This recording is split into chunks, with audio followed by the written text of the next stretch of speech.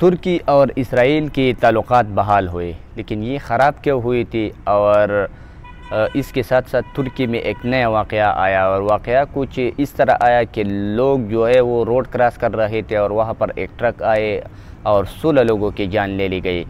लेकिन ये वाक़या दूसरे रोज़ भी आया। दूसरे रोज़ भी कुछ इस तरह आया कि एक ट्रक ने सिग्नल तोड़ दिया और फिर लोगों की जान ले ली गई। अभी तक तो इस पर इंक्वायरी इसलिए जारी है क्योंकि अगर एक दिन आपने सिग्नल वगैरह तोड़ लिया तो दूसरे रोज़ उस कंपनी का जो ट्रक था उसकी कुछ वाक़या क्यों आया, तो इस पर अभी तक तो इंक्वायरी जारी है। लेकिन हम बात कर रहे थे इसराइल और तुर्की की ताल्लुकात, वो अब बहाल हुए। लेकिन ये ख़राब क्यों हुई थी?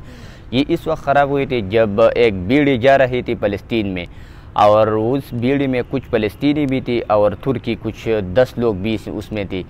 तो इसराइली फ़ौज ने 2010 में उस पर हमला कर दिया, और जब उस पर हमला कर दिया तो फ़लस्तीनी तो उन्होंने मार दिया, लेकिन उस भीड़ में 10 तुर्की भी मार दिए गए। तो इस पर तुर्की ने शदीद एहतजाज और उसके साथ साथ सफारती ताल्लुकात जो भी थी वो ख़त्म कर दिया इसराइल के साथ। लेकिन फिर भी वो तुर्की ये बहाना बना रहे थे कि हम जो है फ़लस्तीन के लिए लड़ रहे थे और फ़लस्तीन के साथ जो है हमारा एक दिली रिश्ता है, और हम इसलिए आपके साथ सफारती ताल्लुकात जो थे वो बहाल नहीं कर रहे हैं। लेकिन जब रवा साल मार्च में इसराइली सदर आइज़ैक गया तुर्की में, तो वहाँ पर उन्होंने तुर्की सदर वगैरह से मुलाकात की और उन्होंने ख़ुद सफारती ताल्लुकात राह हमवार करने की कोशिश की। तो तुर्की ने इस पर रजामंदी ज़ाहिर की कि हम अब इसराइल के साथ जो है ताल्लुकात राह हमवार करना चाहिए, क्योंकि ये भी एक वक्त की ज़रूरत है। लेकिन जब तय्यिब एर्दोगान चला गया ईरान में और वहाँ पर उन्होंने ख़ुद ईरानी सदर और रूसी सदर से मुलाकात की, तो इसराइल ने इस पर ख़ुद ज़ोर दिया और इसराइली वज़ीर ख़ारिजा और इसराइली सफारती का जो भी अमलात है वो ख़ुद भेज दिया गया तुर्की में, और तुर्की ने ख़ुद भेज दिया इसराइल में।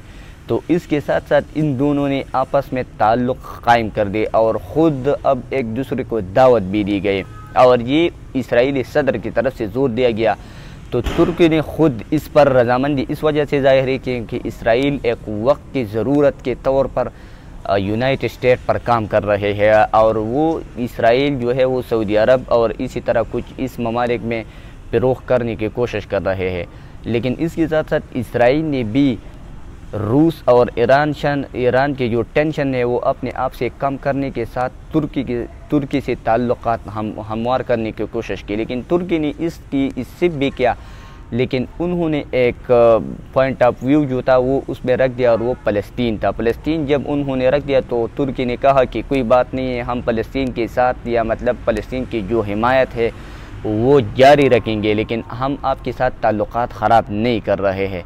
तो पहला जो फ़लस्तीन का पॉइंट था अब वो रिमूव कर दिया गया, क्योंकि उससे